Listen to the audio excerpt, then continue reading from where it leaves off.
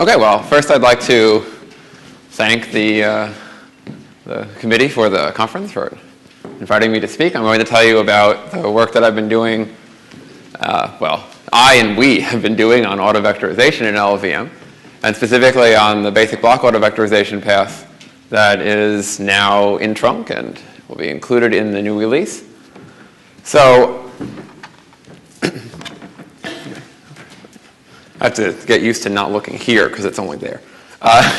So first I'm going to give a brief introduction to vectorization in LLVM, the vector instructions, and the sort of infrastructure that was there before I started. Then I'm going to talk about the basic block autovectorization, which is currently in LLVM. I'm going to go over the algorithm, mostly as implemented, the parameters that are available. Then I'm going to discuss some benchmark results and talk about future directions. So, and that's it. All right. So I suppose we all know that most modern ISAs now have vector instructions. There are a number of different reasons for this. I mean, MMX SSC on the x86 variety of processors. ARM has Neon, and there are a whole bunch of others which I couldn't possibly list. But there are a number of good reasons why these things exist. Obviously, the first big selling point is speed, right? You get more instructions per clock cycle. People generally like that. It's actually not the only reason that people are interested in vector instructions. Sometimes even if they don't give a speed up, you can get higher energy efficiency. You can get smaller code. But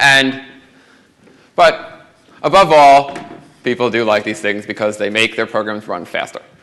And thus, it's important for us to do. Now, there are some cases where using vector instructions is hard.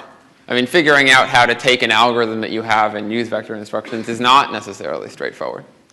But that having been said, there are a lot of common cases that the compiler should be able to handle, and users will expect it to handle. So I call these the sort of formulaic cases. And is there a pointer? I'm not sure, but in any case. So so for a simple example are things like loops that have array accesses and updates. Something like this simple example, the user would expect that a compiler could generate vector instructions where applicable for a loop like that. Another case that a compiler is capable of handling and should handle are what I call independent combinable operations. In other words, you have a bunch of similar operations operating on independent data, and the compiler should be able to combine these things into vector instructions and make use of those vector instructions. So one nice thing about LLVM, which has been true for a while, is it has support in the IR for vector operations. And so I've put a few examples here. This code doesn't do anything in particular. I was just showing you some examples of what vector operations in the LLVM IR look like, in case you're not familiar. And as you can see, they look sort of like the normal instructions on scalar types, except that they have vector types. Like here, there are vectors of two doubles.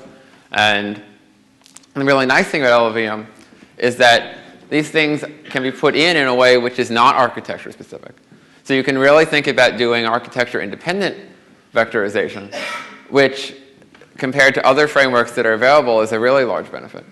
Because it means that you can take algorithms and optimizations that apply to multiple architectures and use them directly on those architectures without having to recode them.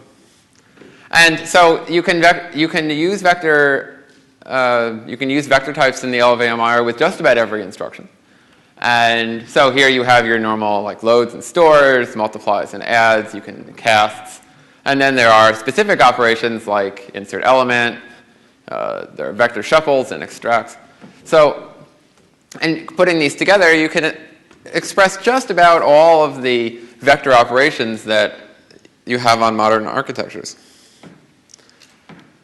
So there are different ways of attacking this problem. So the canonical vectorization algorithms are generally loop vectorization algorithms. And these use the structure of the loop to expose the parallelism. And that is, necessary in order to vectorize code.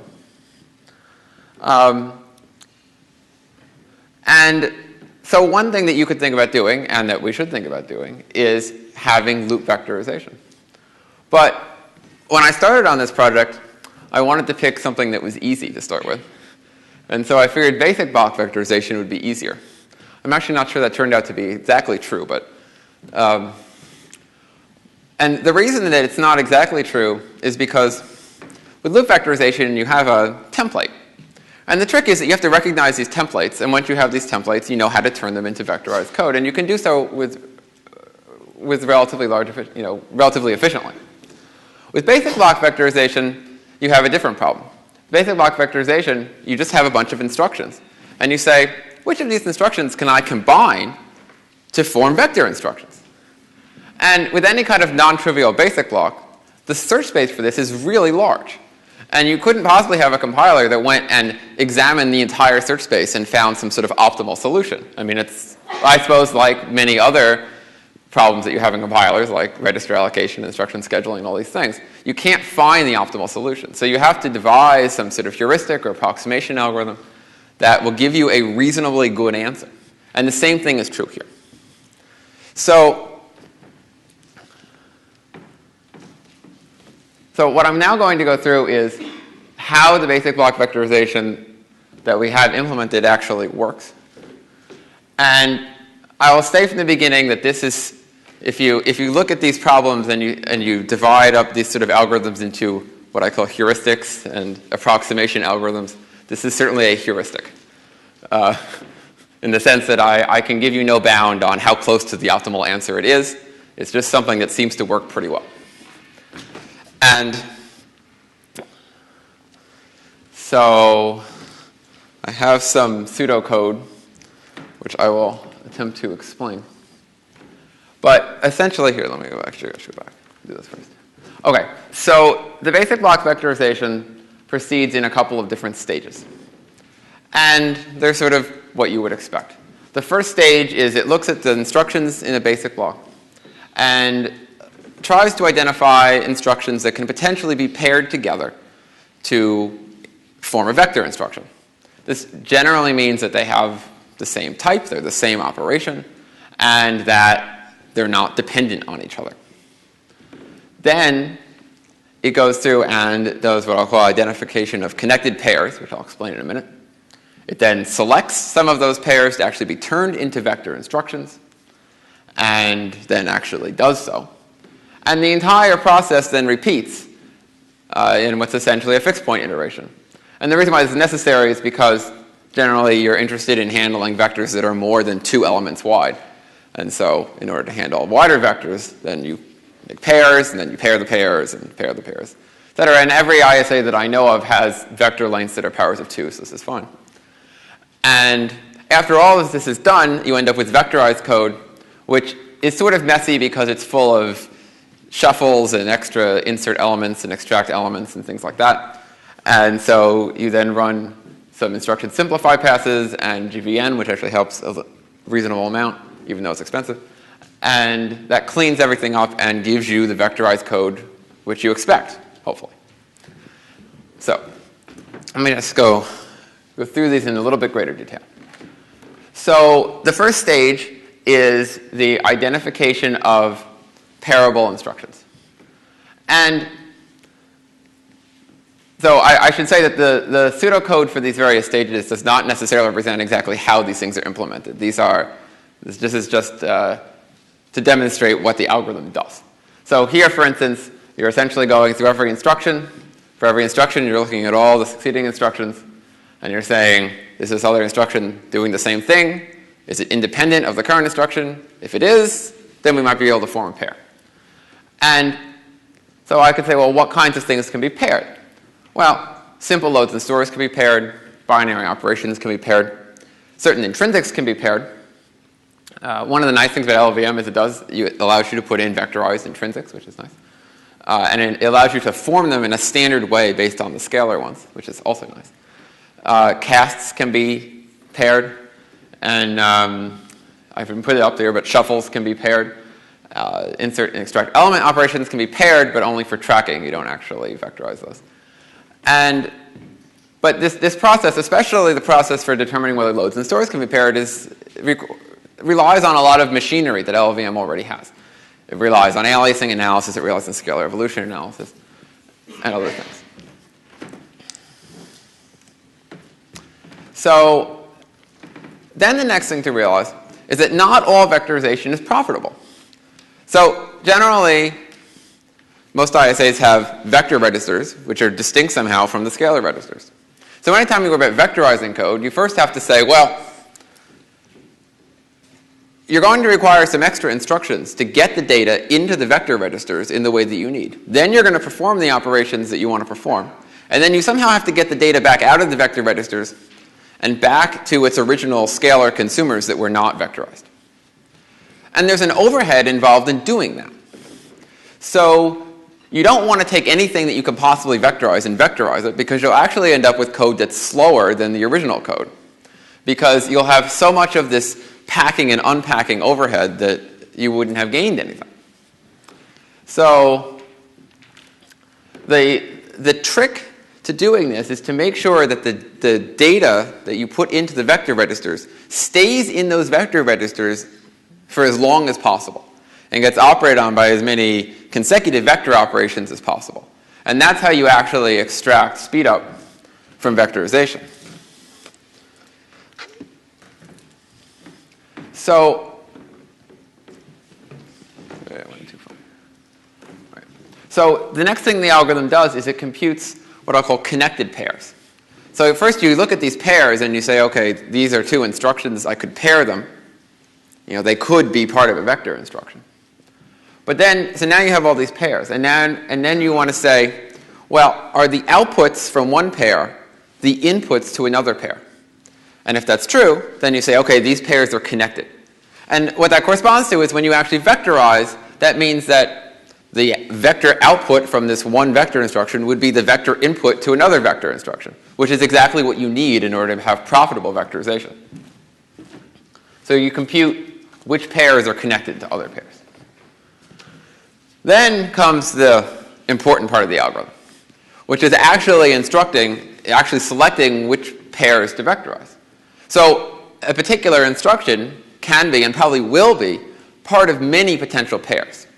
Now, the current vectorization algorithm does not do instruction duplication. So any particular operation will become part of at most one vector operation. So of all the pairs that a particular instruction could be a member of, only one of those pairs will actually be selected. And so the trick now is to select the best combination of pairs, in some sense, to vectorize. And again, this is where the heuristic comes in. So if you think about these vectorized pairs as a tree, and I call them trees, although they're actually only sort of trees after they're pruned.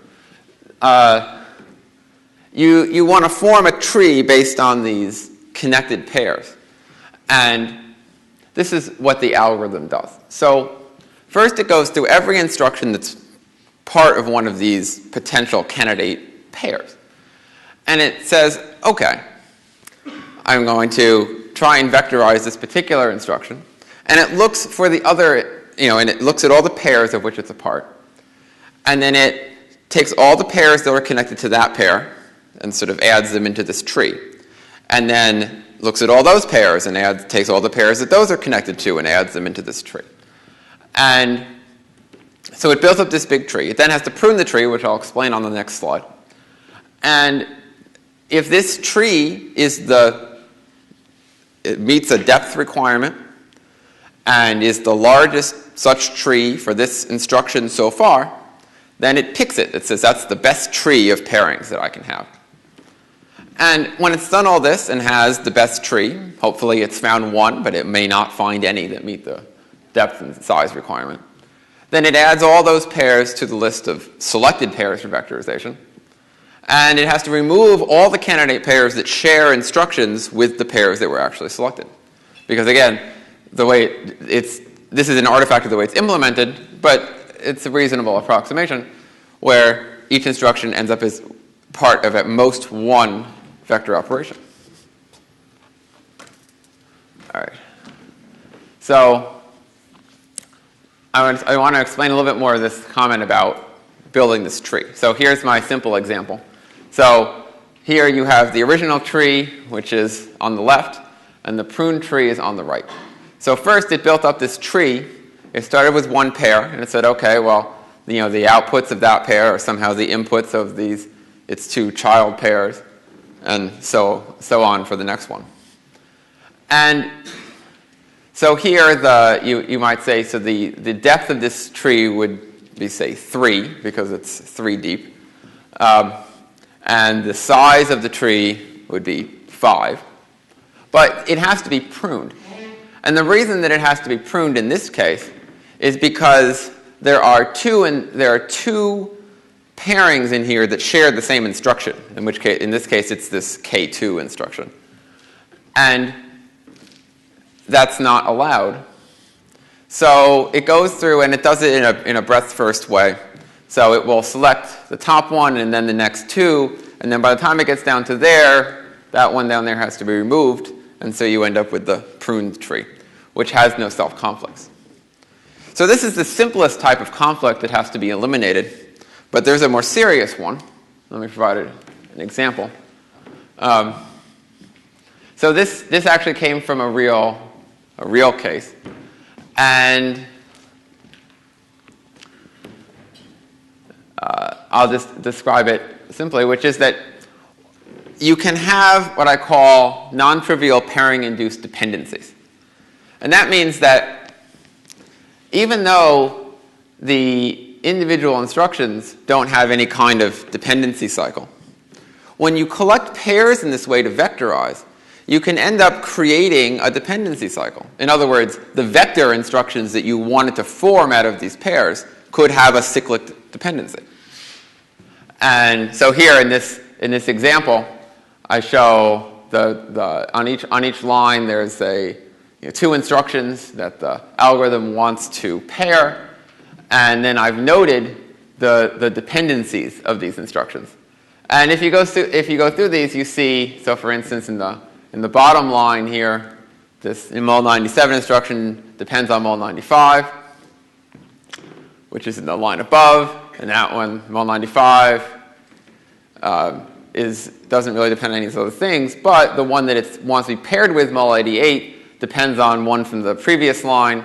That one has a dependency on the one from the previous line, and then importantly, the one on the top line has a dependency with the pair on the bottom. And so if you actually tried to fuse all these things into vector instructions, it wouldn't work. You would end up with a cyclic dependency in the instructions, which obviously can't happen. So there are two mechanisms that are implemented for dealing with this. One is a full cycle check. In other words, as you're adding things to this tree, the algorithm actually walks the graph and looks for cyclic paths in the graph. If it finds it's going to be a cyclic path, it throws out that instruction, says, no, there's a conflict. Unfortunately, that's actually expensive. And if you have any more than, say, 200 pairings in the graph, you would notice a considerable compile time slowdown. So there's another mechanism that's implemented, which I call late abort. And I will explain that in a minute. Okay. So this is the last stage. The last stage is where you actually fuse the pairs together. Now, the way this works is it goes through each of the selected pairs, and first it forms the new input operands. Generally, this means using insert element or shuffle vector. It then takes the first instruction in the pair, it clones it, it changes its type to be of the vector type, replaces the operands with the new one. It then forms the outputs, the replacement outputs, which take the vector output from the new vector instruction, turn it back into the original scalar outputs, the equivalent scalar outputs. It then replaces all the uses of the original instructions with the new replacement outputs. And then it inserts the new instructions. It is the way it's on the slide. It removes the original instructions. But the most important and complicated thing that this stage does is it has to move all uses of the first instruction in the pair to after the second instruction in the pair. And this is because the vector instruction, so the vector instruction has to be inserted where all of its inputs are available. That means it has to be inserted where the second instruction in the pair currently is. And so, but uses, now by definition, the instructions that use the first instruction are not inputs to the second instruction. Otherwise, they couldn't have been paired. So you can move all of the uses of the first instruction to after the second instruction, which is fine. And this is necessary. This also explains in some sense how this late abort works. So in practice, we pre-compute the move sets before we start doing the rest of the work. And if it would turn out that the move set of your instruction, you go through, you compute all of its uses, somehow now contains the second instruction in the pair, which will happen if you have one of these cycles after you start vectorizing things, then it says, oh, okay, there was a cycle here. I'm just going to not fuse this particular pair. Now and this is the late abort mechanism. Now, the late abort will give vectorizations that are less optimal than if you had done the full cycle check, because the cycle check is during selection. So if something fails the cycle check in selection, then it can go on and look for more optimal solutions. With late abort, it's already done the selection already. So that at this point, it's not going to go back. It's just going to break the cycle at some point, which means that at some point, a chain of things which it thought were going to be vectorized actually gets scalarized at some point and then revectorized. But in practice, this is very rare. But it is something that the algorithm has to deal with. The other thing that it has to deal with is that computing these use sets depends on aliasing analysis, because you can have loads and stores in the middle there, and it has to track whether those loads could possibly depend on the stores that came before it. One complication is that if you're vectorizing computations that go into the addressing, then as you start fusing them, the results returned by the aliasing analysis will change. So you also have to pre-compute all of the aliasing queries that you might want to do as you do this. But other than that, it's actually, at least conceptually speaking, a pretty straightforward thing to do. And then you have vectorized basic blocks. I should mention one other thing. And that is that when these trees are computed, not every instruction is given the same weight. So the algorithm that's in there right now, which should probably be improved, gives all instructions a weight of 1, except that insert and extract elements have a weight of 0, because they don't actually get vectorized. And loads and stores each get half of the minimum depth required. And the reason for that is that if you can have a vectorized load followed by a vectorized store, then it's probably a good thing to do that regardless of the other costs, because there is no other overhead that's there, because you're doing a vectorized load directly and a vectorized store. And you would want a loop that could be turned into a sequence of vectorized loads and vectorized stores to be vectorized. And so each of those get half the minimum depth, which is currently 6 by default. So one thing that I'll mention a little bit at the end is that we should be deriving a lot of these parameters to the basic block vectorization from target data. Information about the specific targets. You can call it target lowering information or some variant of that. Currently, the pass is completely target independent, which is good and bad. The bad thing about this is that it has many different parameters. It has many different command line options and configuration parameters that can be used to customize its behavior. I've put in bold the 3 or 4 that are most important. And so the top one, the top most important one is this required chain depth, which by default is 6. That means if you had just a sequence of arithmetic operations, adds, subtracts, things like that, you would need to have 6 connected ones in a row in order for the vectorization algorithm to think that it was worth vectorizing.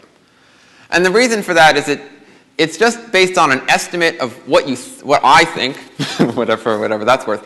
The overhead of shuffling all the data around to get it in the vectors is going to cost relative to how much you're going to save by vectorizing those operations.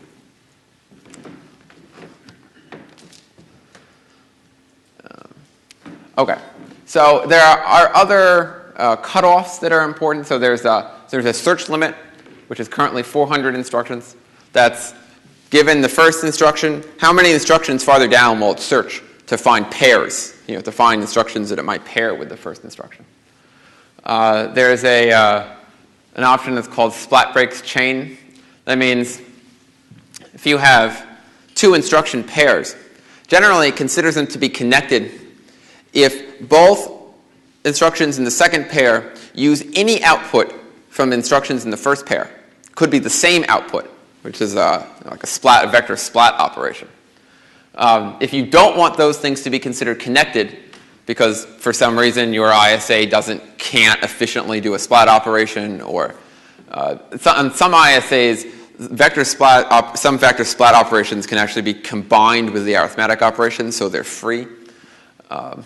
And in any case, so there are reasons why you may or may not want to consider those kinds of things connected, so you can change that by putting splat breaks chain or not.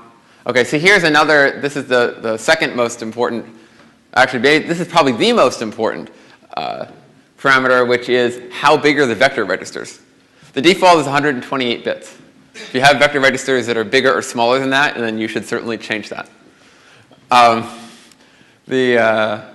So there's also how many pairing iterations it will do. It's the next thing. It also will not take a basic block of any arbitrary size and consider it all at once, because in the current implementation that would be too slow. So it currently limits the number of pairings that it will consider at any one time, which is currently 500. Or excuse me, that's the maximum number of pairable instructions that it will consider at any one time. And there's also a cutoff as to how many candidate pairs you have in a group before it will stop using the full cycle check and start using the late abort mechanism, which is currently 200 candidate pairs. So this is the next slide and final slide of parameters. These are much easier than the first slide. Okay, so the top one is don't vectorize integer values, then don't vectorize floating point values. If the ISA you have doesn't actually have integer vector registers, or it doesn't actually have floating point vector registers, then there's no point in generating those vector instructions, because CodeGen is going to scalarize those anyway. And because it's going to move everything around when it vectorizes, that may or may not be better than the original sequence of instructions. It's probably not better. So if it's never going to be helpful, don't do it. Then there are some other things like don't vectorize casts, don't vectorize intrinsics, don't vectorize FMA, don't vectorize loads and stores. Then here, this is another relatively important one, which is whether it will generate only aligned vector loads and stores. So on some ISAs, they have what I'll call unaligned vector loads and stores, which are not really unaligned. It means that they're aligned. It means that they support aligned access based on the base type. So in other words, if you had a vector of two doubles, then the alignment, it could do a load or store of that on any 8-byte aligned address. But on other ISAs, you would need a 16-byte aligned address to do two doubles. And so the algorithm can know what's required based on target data, but it doesn't know whether your ISA has unaligned loads and stores based on target data. By default, it will generate unaligned loads and stores. It was sort of an arbitrary choice that I made. Maybe it wasn't a good one, but at this point, you have to set this flag if you only wanted to generate aligned loads and stores. And the last parameter on there is a parameter that tells it not to boost the depth of those loads and stores. So the default is to give them half the required depth. You can turn that off and just make them sort of equal partners with adds and subtracts. Okay. So For the rest of the talk, essentially, I'm going to talk about benchmarks. So I'm going to talk about one particular benchmark, actually. It's a benchmark by Maliki et al., which was an evaluation of vectorizing compilers, which was presented at a conference last year. And so I tried to make this as fair as possible. This Clang and LLVM checkout is just from a few days ago, and I used GCC 4.7. If I had run it against an older version of GCC, then it would have looked like we were doing much better, but I thought that wasn't really as honest. So, I mean, they have been improving also, so here we are. And these are the options that I used for both. They include all the fast math stuff, and and GCC turns on autovectorization by default, so you have to turn it off if you want it off, whereas obviously Clang does not, so we turn it on when we want it on. For the vectorization, I only used one non-default parameter, which was aligned only, to only generate aligned loads and stores, and vectorization. How much time do we have left? So you have about 10 minutes. Okay, perfect. Okay, perfect. So, right. Okay, so here's the sort of synopsis. This is the comparison synopsis, the competition synopsis. Right? So here I'm comparing these loads and stores. I have in the next couple of slides, I have some examples of what these benchmarks are. They're all very simple vectorizable loops. And as you can see, I've turned on loop unrolling in both Clang and GCC. Because basic block vectorization to vectorize loops, you have to unroll them, because basic block vectorization only works on basic blocks. So you need a big basic block, unroll. But nevertheless, if I tried to do non-loop-based things, I couldn't fit it on a slide. So there you go. And so here's the thing.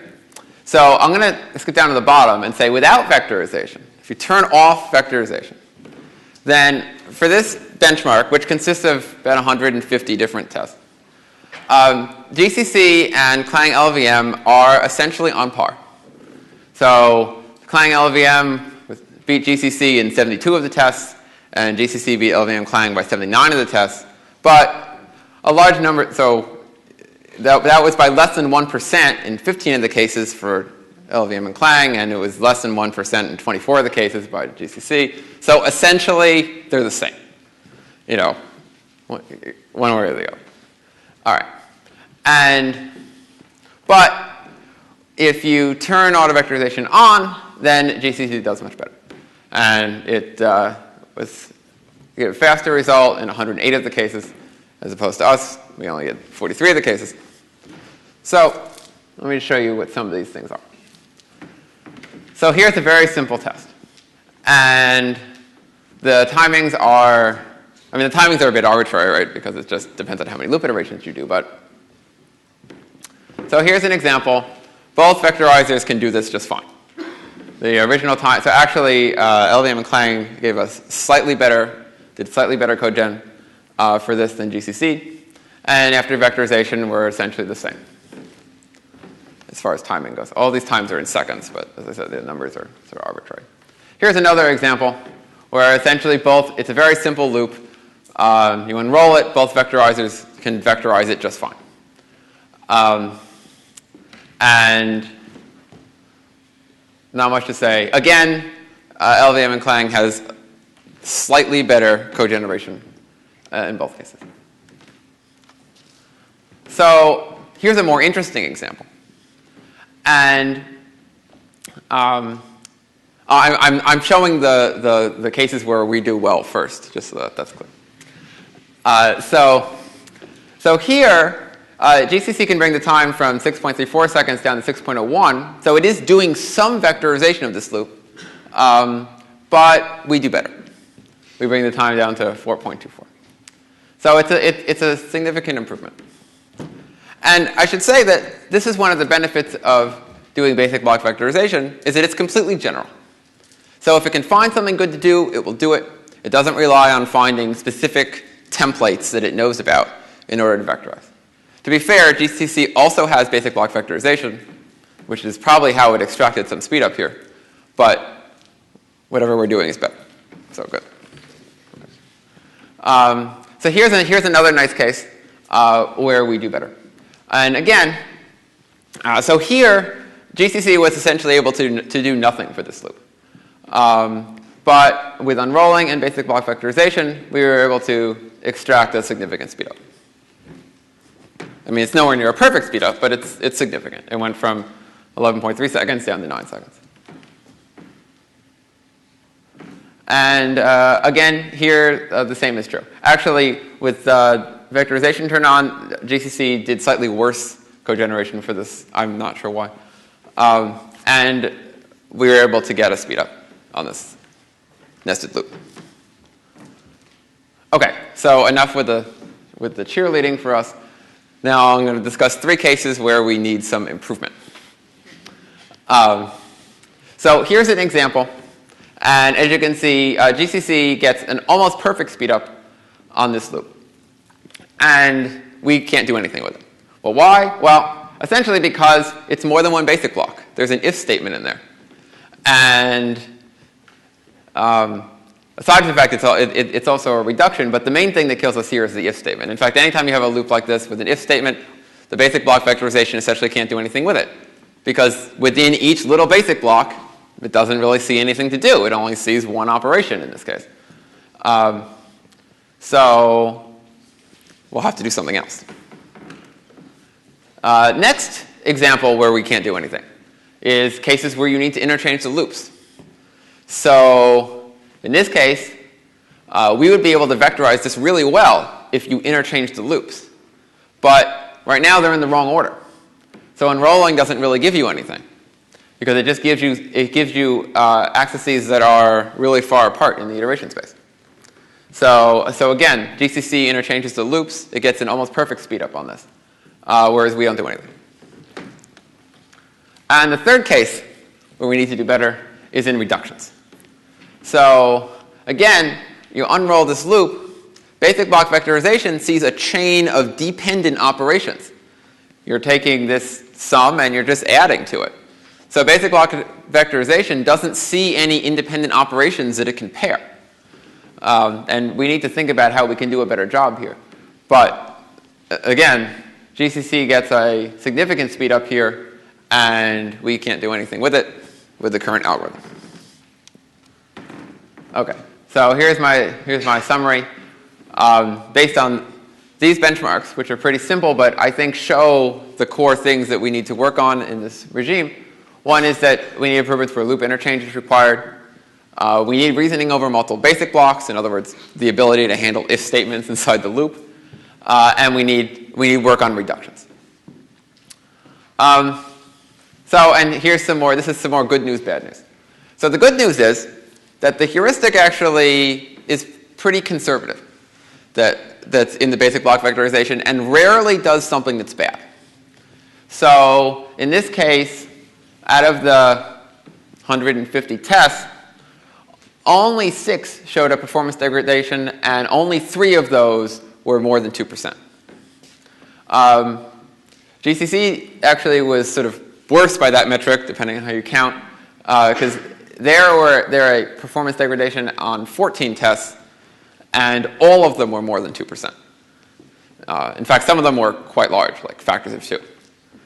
And which is why I did not order the examples by cases where we beat GCC by the most, because those were mostly cases where GCC did something really dumb and increased the runtime of vectorization by a lot. So I figured that wasn't overly helpful. But on the other hand, we're not doing a really great job either. Because if you look at cases where the autovectorization gave a speed up of more than 40%, GCC was able to do that in 42 cases, where we only were able to do it in 10 cases. And in cases where the relative performance on the same compiler, vectorized versus non-vectorized, changed by less than 1%, in other words, cases where we didn't do anything, that was 110 out of the 150 cases, whereas GCC only couldn't do anything in 56 cases. So GCC can handle a lot more cases in terms of vectorization than we can with the current infrastructure, which is not surprising because GCC has honest-to-goodness actual loop vectorization in addition to some basic block vectorization capability. So this is something that we need. So I'm just going to talk quickly about things that we should work on in the future. So there's things that can be worked on in terms of basic block vectorization. One is we can work on the algorithms, improving their asymptotic complexity, and decreasing their runtime. We need a real cost model for vectorization. This sort of hand-wavy tree depth stuff is fine, and it's fairly conservative, and does an okay job in many cases. But to go beyond what we have now, we're really going to need to know on a target-by-target basis how much the shuffles cost. Do vector registers share with scalar registers? Because we need to make sure we're not increasing register pressure in odd ways on certain platforms. We need to know exactly which operations actually can be vectorized with which types, etc. We need to look at instruction duplication, which isn't handled by the current algorithm, but is often necessary. And we need to look at what I call asymmetric pairings, because many ISAs contain, for instance, combined add-subtract operations. And there's like a vector add-subtract, where it adds one pair and subtracts another. This is very important for doing operations on complex numbers. It comes up a lot in media coders and decoders, that kind of thing. So that's also going to be important. We need to work on that. So we also need to look at other types of vectorization algorithms. So loop vectorization, actual loop vectorization is one. I think that what's going on in Poly is a really good start on this, and I think that we need to work on moving code and experience that we've gained from Poly into the core LLVM passes. Ralph has been doing had been doing some interesting work with another approach on whole function vectorization, which I think can be driven by these other approaches and could also be quite helpful. We should look at improving the basic block vectorization to be loop aware, in the sense that we can have it not depend on this unroll plus vectorize paradigm, but could have it work directly on iteration space extended versions of the instructions, which is something I've started thinking about, which would be a much more powerful way of doing this. Another thing which I didn't put up there is alignment-based multi-versioning, where you generate different versions of the code or of a function based on detecting the alignment of the incoming arrays, which is really necessary if you can't prove that the arrays are going to be aligned appropriately, but you want to be able to handle them as vectorized, in a vectorized loop or in vectorized code if they are properly aligned.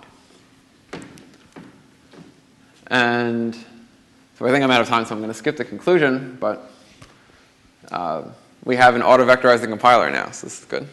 And now we will have to work on making it better. So just in conclusion, I'd like to thank the people who pay me. I'd like to thank Toby, who did the lion's share of the work on the code review for this. And I'd like to thank Sebastian and Roman, who also did code review and testing and have made some very good suggestions.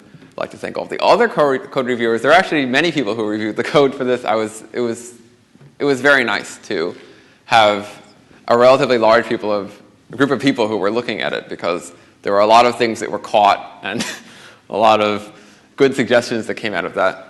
I'd like to thank ARM for making this talk possible, and I'd like to thank everyone else for making this worthwhile.